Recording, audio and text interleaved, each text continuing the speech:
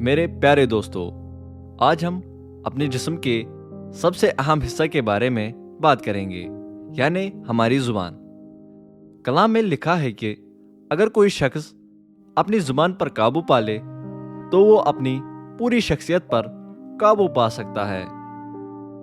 زبان جسم کا ایک بہت چھوٹا سا حصہ ہے، مگر اس کی طاقت ایک چھوٹی سی چنگاری کی طرح ہے جو بڑے سے بڑے جنگل کو جلا کر راکھ کر سکتی ہے۔ ہماری زبان بھی اسی طرح ہے۔ ایک بے احتیاط لفظ، غصے میں کی گئی ایک بات یا ایک چھوٹا سا جھوٹ، یہ پورے معاشرے یا کسی بھی رشتے میں نفرت کی آگ لگا سکتی ہے۔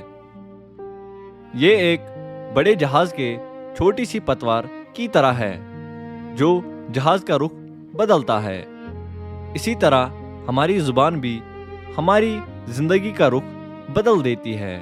لہٰذا ہمیں اپنی زبان کو کسی مہلک زہر کی طرح نہیں بلکہ ایک تعمیری آلہ کی طرح استعمال کرنا چاہیے۔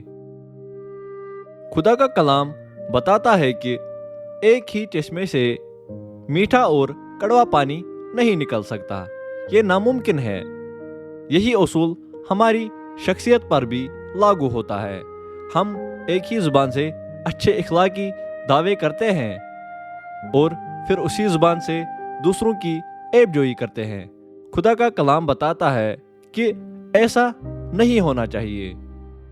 اگر ہم اندر سے سچے ہیں تو ہماری زبان سے صرف برکت، دعا اور مبارک باتیں ہی نکلنی چاہیے۔ آئیے ہم سب اپنی زبان کو اچھی اخلاقی باتوں اور خدا کی حمد کے لیے استعمال کریں۔ ہم سب اپنی زبان کی حفاظت کریں کیونکہ یہ ہمارے کردار کا آئینہ ہے۔ شکریہ۔